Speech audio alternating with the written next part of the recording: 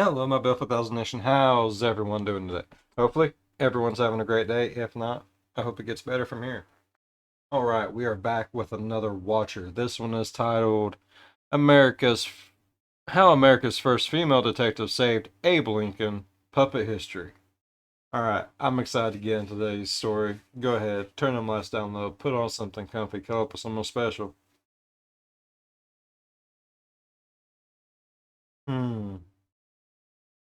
Let's get presidential up in here. Yeah, presidential. I like that. Makes me feel important. I do. I like it. I like it a lot.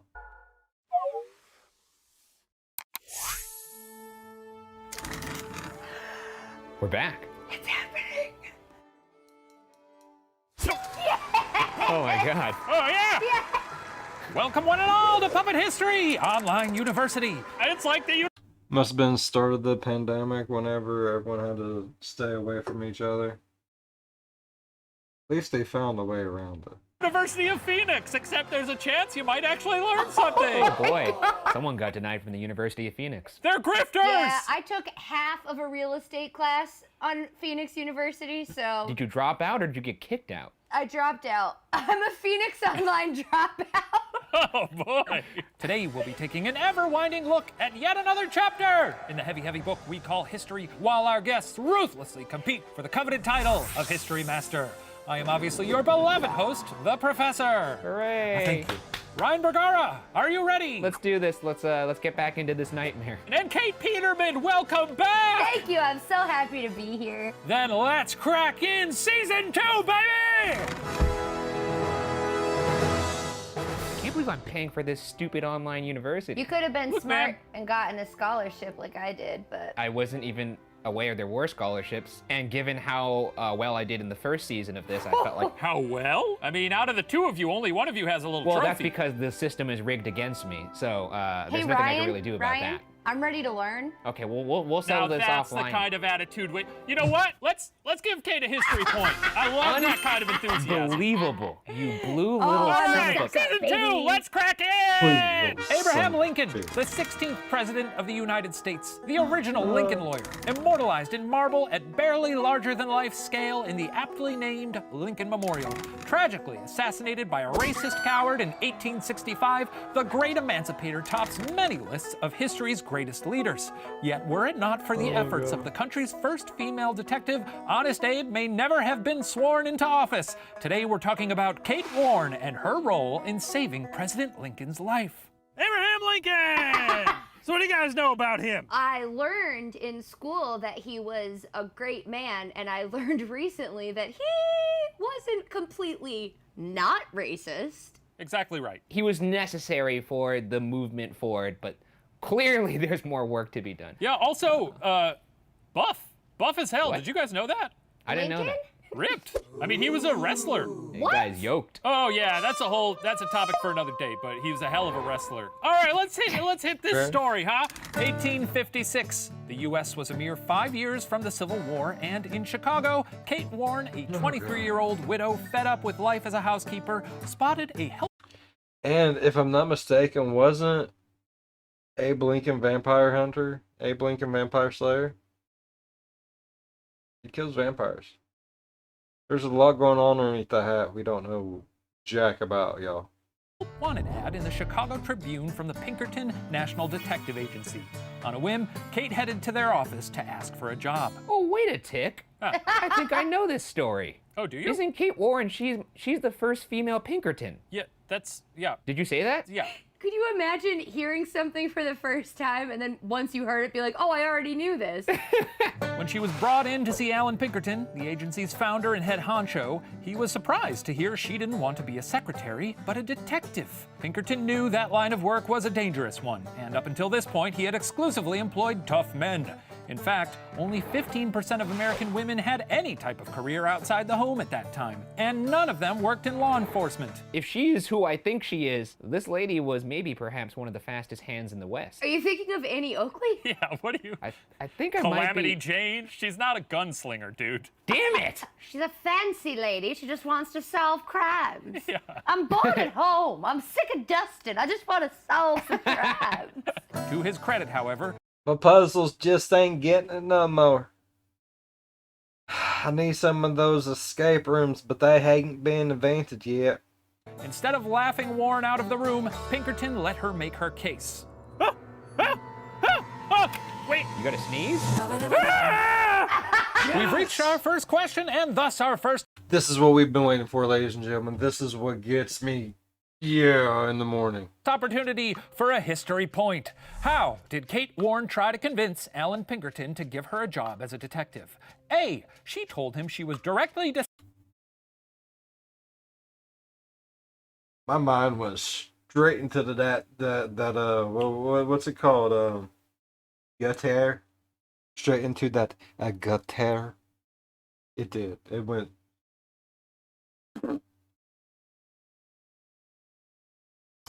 I would apologize, but it ain't the first time. Sure the hell ain't gonna be the last time, and that's a lot of apologizing, so. descended from a line of famous lawmen. B. She claimed she could get secrets the male detectives could not. Or C. She threatened to blackmail him with information that she had already detectived on her own. I'm so sorry, Kate. Oh God. Okay.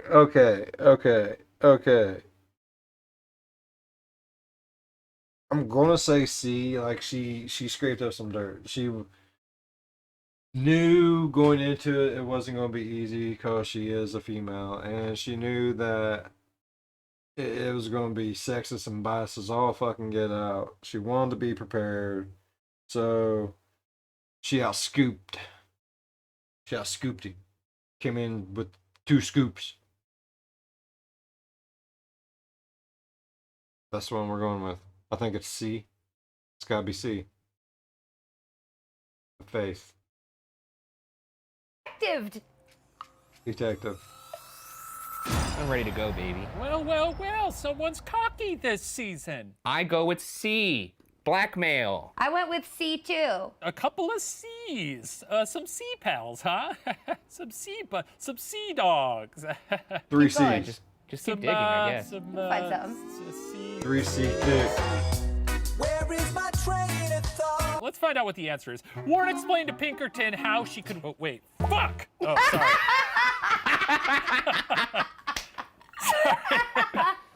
What the gonna have to- hell? Okay, there we go. Sorry about that. Warren explained to Pinkerton how she could win the confidence of a criminal's wife or mistress much more easily than any male detective. Gal code and all that. Now, Pinkerton. I knew it'd be that one. I knew it would. I knew, because she could. She really could. She can just be like, did you hear the... Like, oh my God. Back in the day, you didn't have soapy operas. You had life. And you talked about it. That was the soapy operas. Took the night to think it over, and by the next day, Sorry, daytime dramas. made the best hiring decision of his career. Pretty cool. Wow. So it was B. It was B. She was like, look, That's crazy. if your whole thing is that you're trying to get information out of people, there's an entire half of the population who may be more willing to divulge secrets. I still wouldn't have hired her. She should have came in blackmailing me. That would have showed initiative. That would have shown she had cojones. I would have hired her then. It's to, a lady. That makes the most sense. Quite honestly, it's a really good argument. I just kind of wanted her to come in and be like, bam, look what I already have on you, sucker. Warren was soon put on some of Pinkerton's I like highest her thoughts. profile cases, earning praise for her willingness to go undercover for months at a time and for the wide range of characters she could play. You want an example? I got you. In 1858, a railroad delivery business called the Adams Express Company hired the Pinkertons to find $10,000 that went missing in Montgomery, Alabama. Ellen Pinkerton suspected Nathan Maroney, the manager of the Adams Express Montgomery office, of stealing what would be the equivalent of more than $300,000 today. He just needed to prove it. While other detectives had tried I would take $300,000 if I had it, and I would buy two things. I don't know what those two things would be. I don't know how you would even get two things worth that much money, but I would go and I would buy exactly two things with it. That way, whenever they came to get me and get all the stuff that I bought with it, they're gonna be like pulling up truck after truck after truck, and then they're just gonna be like, "What'd you get?" That and that. I want them to be small too, like fitting the palm of your hand type small, just small. Tried to show Maroney was behind the theft, no one could turn up any hard evidence or point to where the stolen money was hidden. Perhaps, Pinkerton reasoned, Maroney's wife might be able to supply the missing information needed to bring charges. Pinkerton turned to Kate Warren, who went undercover as one Madame Imbert, a sad, wealthy Southern woman with a dark secret. What was her secret? What was her dark secret? A witch had placed a curse on her that would kill her if she ever betrayed a friend. B, her husband was in jail for forgery. Or C, she was in a sex cult. Simple as that.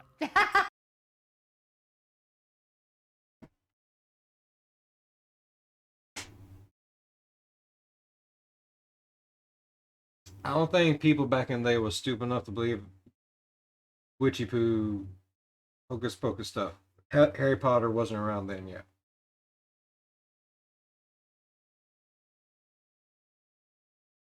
B seems very just yeah. C, sex cult. I'm gonna go with B, forgery, but I really want it to be the sex cult thing. Just because that's gonna be hilarious. You know what? Screw it. I'm all in on the sex cult. Sex cult, kumbaya. Oh no. Oh, those are all no. enticing. You know what? Sex cult it. Let's see your answers, Ryan. I'm going with B, forgery. Okay. No. Grounded, Okay. realistic. I'm going with sex cult. I love to see it. All right, let's find out.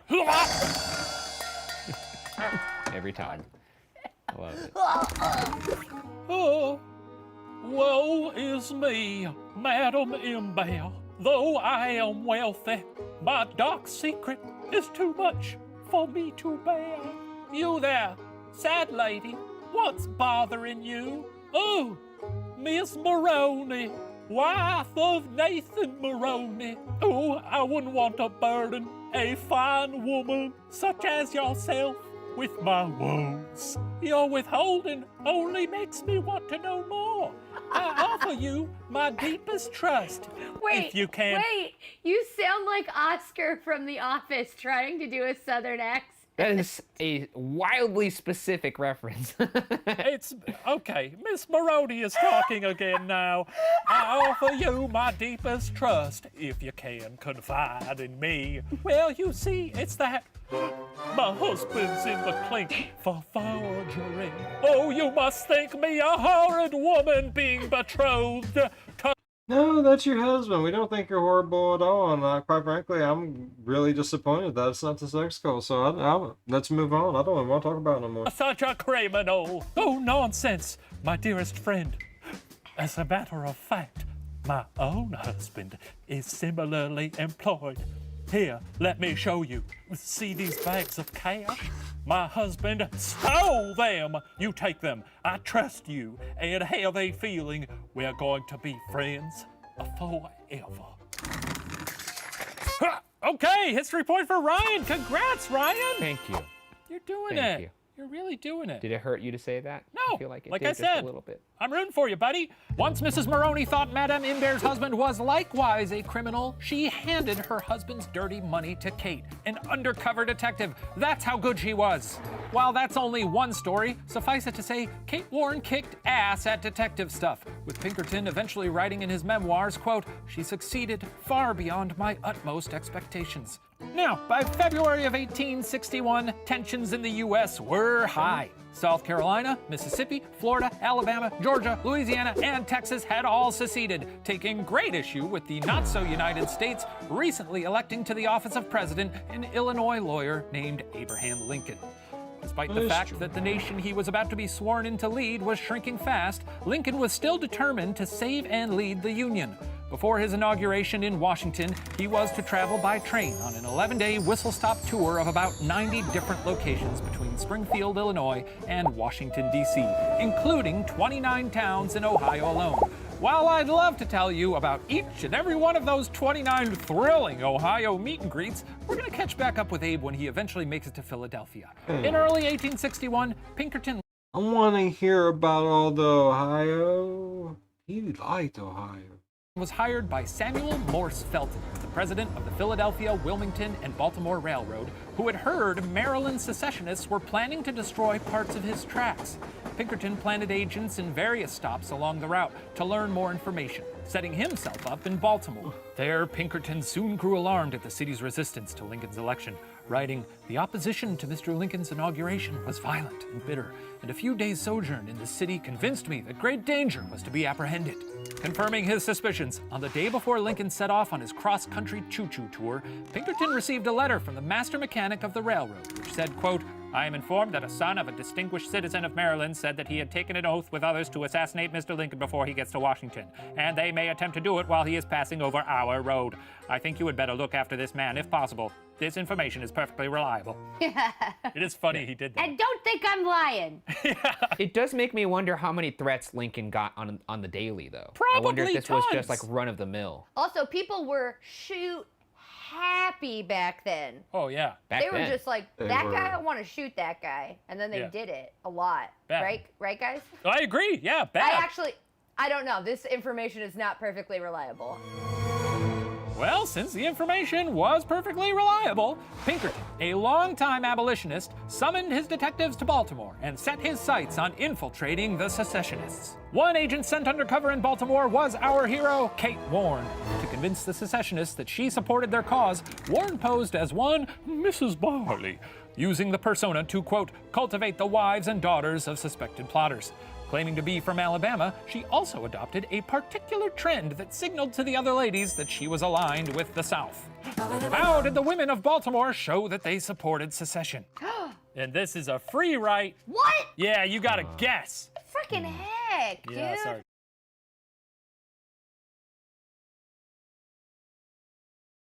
How would they announce? Okay, I got it. Because nobody would ever know this was like way back in the day. There's wildlife all over the place. All right, picture.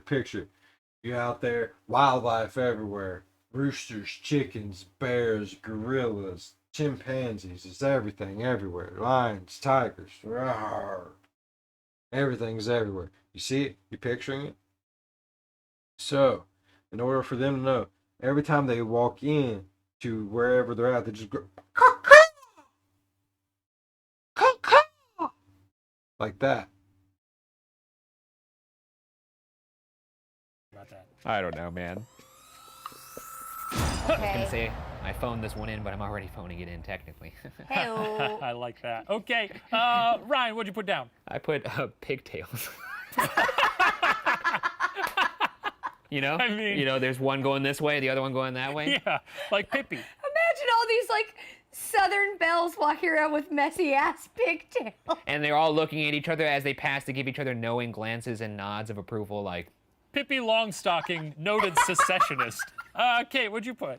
I put they wore a ribbon.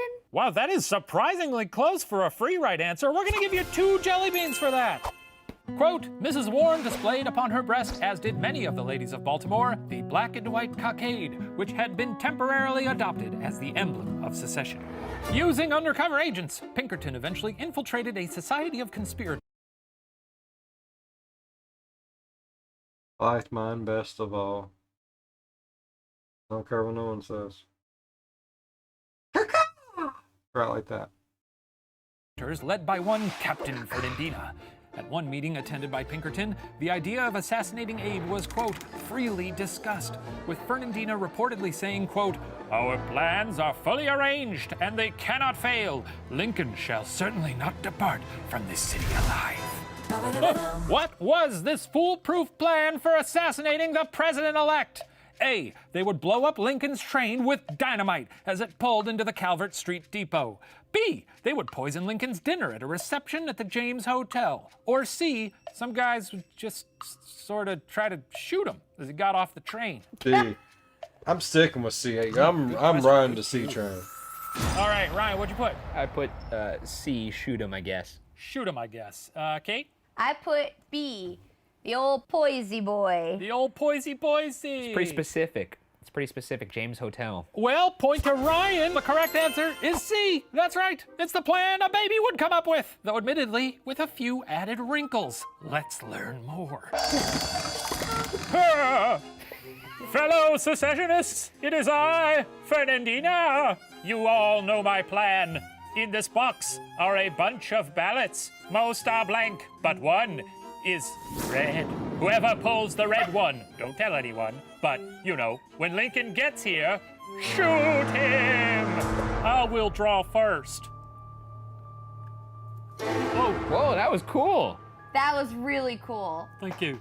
Thank you. The red ballot. I accept this responsibility with grim determination. I didn't know Bill Clinton was here.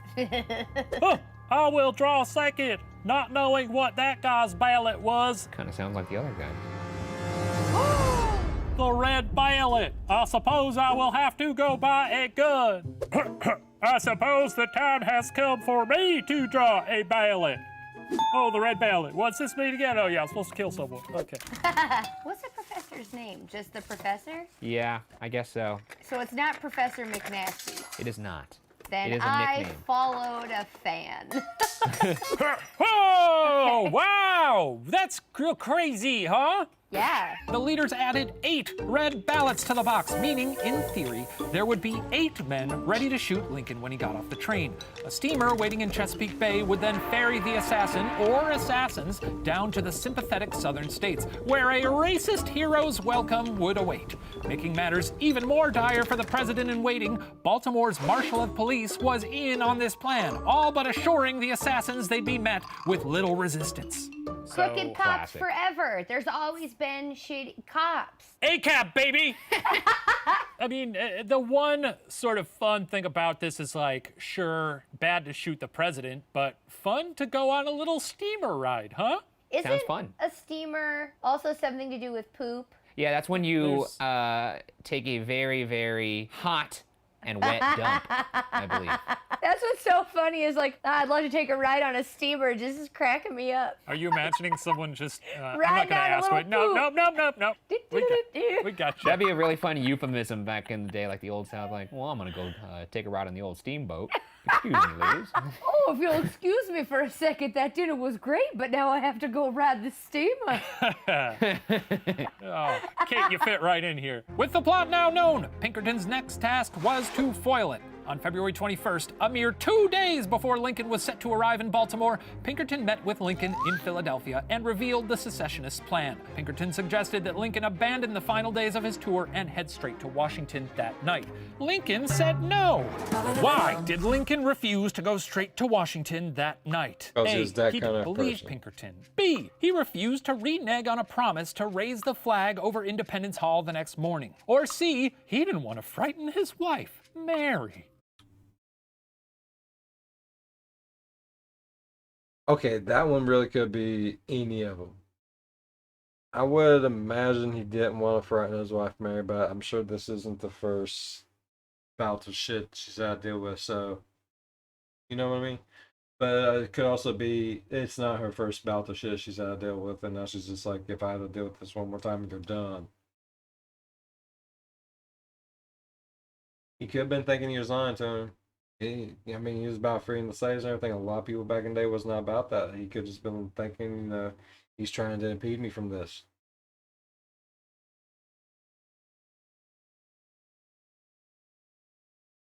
The promise, I mean, that's a big thing. You don't want to go back on a promise. I want to say D, all the above. Okay, hold on. All right. Let's get logical with it. A, B, C. Eeny, meeny, miny, mo. Okay. Going with A. Going with A. Oh, those are good options. Yeah. You're good at making up those fake answers. Oh, hello. We have a bonus pal. Oh, God, get it out of here. It's okay, Professor. You can Is it come gone? out now. All right. Ryan, what'd you put? B, flag duty. Flag Bro. duty. Okay. Damn it. Ah! Man. You know, you would Okay. think that you would be good friends with a cat. You both furry. You have a lot of things in They common. throw me around. They toss me around, man. Kate, what'd you put? I put B. You both put B. Well, let's find out. Where's he going? Down the trap door. So, to save your life, President-elect Lincoln, it's imperative for you to leave Washington, D.C. Tonight. I'm sad to hear these people want to murder me. He's but going Daniel Day-Lewis Lincoln. Yeah, he Interesting. sounds like Voldemort. Come, Nagini! Again, sir, this is to save your life. Harry Potter is dead! Potter is dead! Very good, very funny. Yes, I have a reedy voice. Let's all make fun. Nagini! Dinner. So anyway, as I was saying, I have plans to raise the flag over Independence Hall and then visit the legislature at Harrisburg. You don't just back out of plans to visit the legislature of Harrisburg. Well, but sir, After that, my schedule's pretty wide open, so whatever you want to do, I'm cool with. Nagini, we got it. Oh, fucking. Ah, Holy shit! wow! What an incredible performance and a flawless transition. Hang on, my little bag's stuck here. What is going that on? hand? What the? Oh my god, the professor just got abducted! Oh no, Professor! I'm fine. Okay. So points to you both. He had to raise the flag. That's cool. I guess he really loved flags. Yeah, they Yeah. loved flags. With Lincoln refusing to go to Washington immediately, a new plan had to be developed, more or less, on the spot. Now, ideally, if you know a city is full of people trying to murder you, you'd avoid that city no matter what. Unfortunately, the path to D.C. went directly through Baltimore. Complicating things further was the fact that the undercover secessionists had been planted along the railroad north of Baltimore to send word ahead if Lincoln's train made any unexpected detours. Since the plan to murder Abe was as low-lift as shoot 'em when you see 'em, it wouldn't be hard for the assassins to change up their plans at the drop of a stovepipe hat. The Pinkertons needed to ensure that when Lincoln passed through Baltimore, nobody knew he was there. The plan they came up with involved misdirection, disguises, and a briefcase full of garbage. So, clever. Could you explain the briefcase full of garbage? Just Please. like, Oh, did they we'll have get there. any We'll kind get of there, notes? my friend. That's just a tasty little Okay. tease for you. I feel like I know who's gonna sing. Yes, KP, I love where your head's at. Now I'm actually kind of regretting something, but yes, that's a good idea. Okay. We book who we can. People have busy schedules. So, that morning, again, one day before 8 men in Baltimore are planning to shoot him, Abe Lincoln raised the flag over Independence Hall. There, he made a speech, perhaps taunting his would-be assailants, saying he would rather be, quote, assassinated on the spot than abandon the principles outlined in the Declaration of Independence. Lincoln then set off for Harrisburg. That's bold. Could you imagine if he actually did get assassinated and he thought he was getting a nice little jab in? Yeah. Dang. People would Embarrassing probably that think would it be. was like an elaborate bit, like good stage work there, bro. And Good bit, then I'll be Lincoln. like, woo! Woo! Do it again! Do it again! Oh, no, shit, he's dead. Such a ham. Around 5:45 p.m., Lincoln was hobnobbing it at the Harrisburg Hotel when he was presented with a fake message summoning him to the governor's mansion. When he got in a waiting carriage, Lincoln was provided a shawl and a felt hat. Wow, a masterful disguise. And he was taken not to the governor's mansion, but to a secret train, ostensibly reserved for shuttling railroad personnel that had express orders to book it back to Philadelphia, leaving his official touring train sitting empty and lonely in Harrisburg. Poor train. With Lincoln out of Harrisburg, the telegraph lines to Baltimore were severed, ensuring that even if someone had noticed Lincoln leaving, there would be no way to notify the assassins. They went to very great lengths. I mean, I appreciate the quality destruction that is America. But damn. This is great. I love it. The president-elect was officially off the grid. As a disguised Abe secretly doubled back to Philadelphia, Kate Warren had been busy preparing for his arrival. Warren had found a passenger train scheduled to leave Philadelphia for Washington, D.C. that same night. She claimed that she had a sickly brother who would be accompanying her, and she insisted curtains be hung to separate the back half of the sleeper car. While she told railroad personnel that this was to give her brother some peace and quiet, in reality, it was so that no one on board would notice her brother looked a lot like the guy on the penny. Once Abe arrived, he would be hidden on that passenger train and accompanied by Pinkerton. Well, I told you, I'll give you a pity if you shut up. Okay, Mama. No, Mama, look, it really is him, see? Warren and his Told personal you. bodyguard, Ward H. Lehman, for the next leg of the journey. They'd be traveling on a train through Baltimore regardless, but a train that the trigger-happy secessionists would ideally not think to keep an eye on. So far, everything was going according to plan, except for one problem. Oh, what's the matter? A, the passenger train that Warren had secured was scheduled to leave before Lincoln would be able to get on board. B, upon noticing the telegraph wires were cut, a secessionist got on a horse and started riding like a bat out of hell for Baltimore. Or C, the secessionists had found a magical genie. B. Okay, I got mine. All right, Ryan, what'd you put? I put B, racist Paul Revere. Now that's fun. I like that. I mean, I don't like that. Kate, what'd you put? I also put B. Okay, history points for none of you. Dang. The answer is A. Now you may think this is an easy thing to work around. Just tell the conductor that you've got to wait for the president-elect and he'll wait. Pinkerton, however, didn't want to chance the conductor being a Southern sympathizer. Pinkerton turned to the man who had originally hired him, the president of the railroad, Samuel Morse Felton. Felton went to his conductor and told him to wait for an important package that needed to get to D.C. on the 11 p.m. train. And so, once the disguised 6'4" president-elect finally made it back to Philadelphia, he was ushered off of his secret personnel train and onto the train Kate had ready and waiting. Wouldn't you know it, once Kate's shawl and felt hat sporting brother was on board, the package that was so important as to delay the train showed up and was given to the conductor. Though he didn't know it, inside was nothing but old railroad reports. When all else fails, a briefcase full of garbage. So, Garbage. just a box full of garbage. As the passenger train headed south, Pinkerton's men stationed along the tracks would That's fucking genius. That's fucking genius. I mean, obviously, it wasn't the dude that could have, would have, should have looked like Abraham Lincoln. Obviously.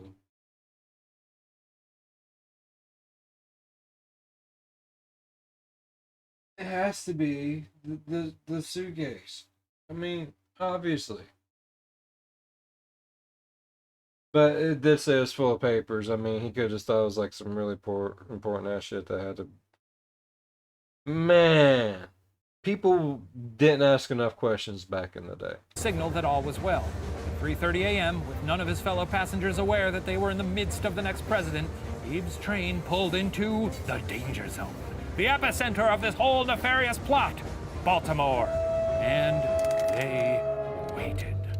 For 2 hours! Lincoln sat on the train in Baltimore, a city where 8 assassins were prepared to murder him later that day. With the conductor still unaware of the urgency of the situation, there was nothing for Lincoln, Pinkerton, or Warren to do but wait.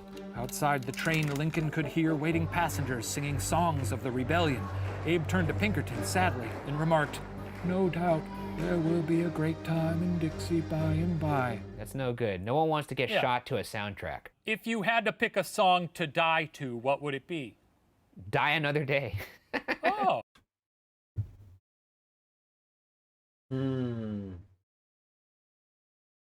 What would be an amazing song to die to? Like, if you get to pick your song, what song would you guys want to play?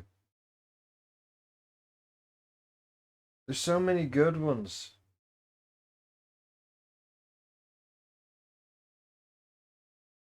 I can't decide. We're gonna just have to get a DJ and just start mixing shit. Fuck it. The Madonna hit. But then you do die, so. But then I do die. So irony. Love Shack. That's Oh, that's good. Finally, at 5:30 a.m., the train chugga-chugga-choo-choo out of the station, making its way down to Washington and delivering the president-elect to the district at 6 a.m. The Eagle had landed. Whew, boy. Well, with Lincoln safely back in D.C., Pinkerton headed back to Baltimore. I assume after giving Abe a handshake and a nod or something. While the secessionists were disappointed and angry, the main conspirators were gone, fleeing like the cowards they were when they figured their plan had been discovered. Racist. Rotten hell, choo-choo boys! Well, you're probably familiar with what happened next. Abe Lincoln went on to become the 16th President of the United States and save the Union, eventually succumbing to a slightly more successful assassination attempt by, as we previously mentioned, a racist coward. But what happened to Kate Warren? A, she and Pinkerton eventually got married, solving cases together well into their 70s. B, she worked for the precursor to the Secret Service and died in her mid-30s. Or C, she moved to Britain and established her own detective service called the Black Widows. I would love for C to be true because that's B, badass. but I want it to be C. But B, but I want it to All be right. C. Ryan, what'd you put? I put A, Mr. and Mrs. Pink. Oh, that's very cute. Kate, what'd you put? I put A, though I wish it was C. Points to no one, unfortunately. B? It was B. It was B. Damn it! Later, I'm sorry. It's a Why bummer. don't we later listen to our gut? So later in 1861, Warren was placed in a high-up position in the Union Intelligence Service, a forerunner to the Secret Service, whose function was to obtain information about the Confederacy's plans and resources. After 12 years of crack detective work, Kate Warren died of pneumonia in her mid-30s. That fucking sucks, Yeah, I was about man. to say I didn't want B to be true because that ended with her dying in her mid-30s. Yeah, and like pneumonia of all things. It's just like... I thought maybe we would have heard about her if See, I guess it because people died a lot back then, like over just some shit. Oh, don't drink water. Why? Because you'll poop too much and everywhere and die. that was the truth, but Yeah. While she was probably responsible for plenty of other fun and intriguing capers, in 1871, Pinkerton's office and the extensive files he kept therein caught fire. The details of those cases are forever lost to that callous lover I do so adore. History. Oh, that's kind of sad though. Like all this lady's great accomplishments just lost it forever. Sad. It's so sad. While women wouldn't officially be allowed into the field until the early 1900s, it goes without saying that Kate Warren paved the way for female detectives everywhere. And I, for one, am glad to have been able to get to know her. Via these stories. This concludes our history lesson. I'm going to go tally the scores to see who receives the coveted cup and title of History Master. While I do that, please enjoy this special performance from the train that was supposed to take Lincoln to Baltimore. Whoa.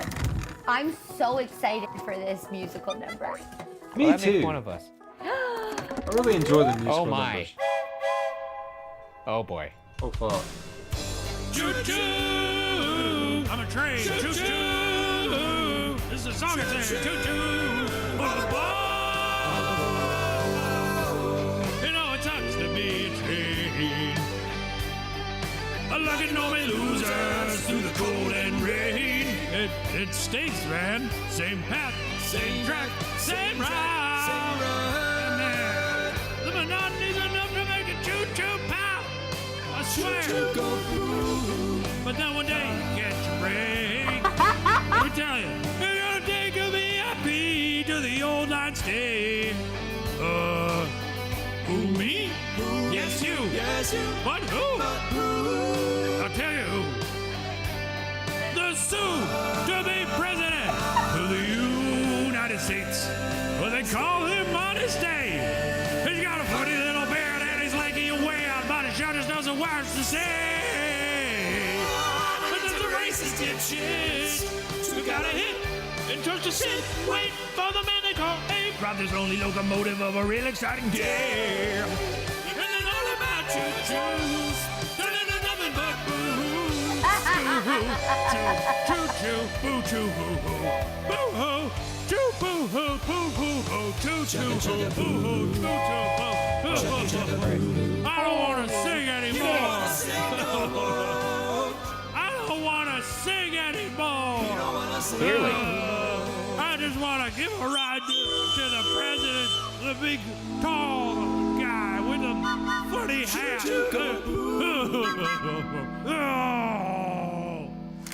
What That was, just insane. happened?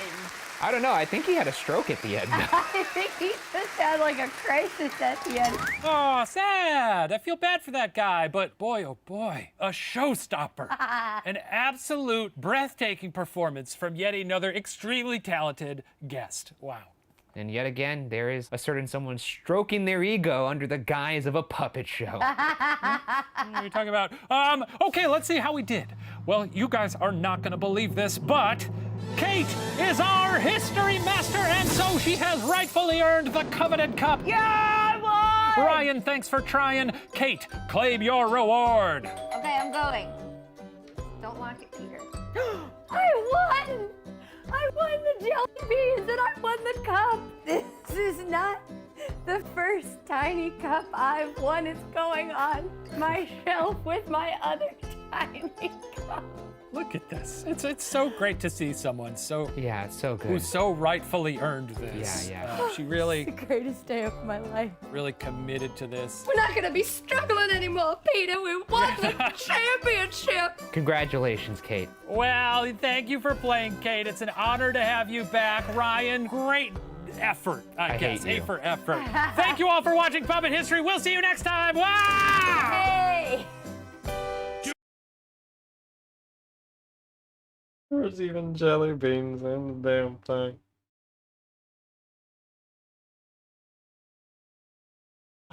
Oh, they are too much sometimes. They really, really are. Alright. I really enjoyed that. Wow. See? We learned so much here, peoples. If y'all enjoyed learning things as much as I enjoyed learning things, go down there and smack that like button around a little bit. It deserves it. It's been dirty. Alright. And if you're a fan of the spooky, scary, strange, deranged, oh, things that just, I don't know, I'm really about to change the outro. I mean, we don't just do spooky, scary, strange, deranged anymore either. If you enjoy listening to my dumbass bibble babble, think about subscribing. I bibble babble a lot. As always, be good to one another. I'll see you in the next one. Bye bye. Oh, I so enjoy Puppet History. I so enjoy Watcher. They are hilarious. Oh,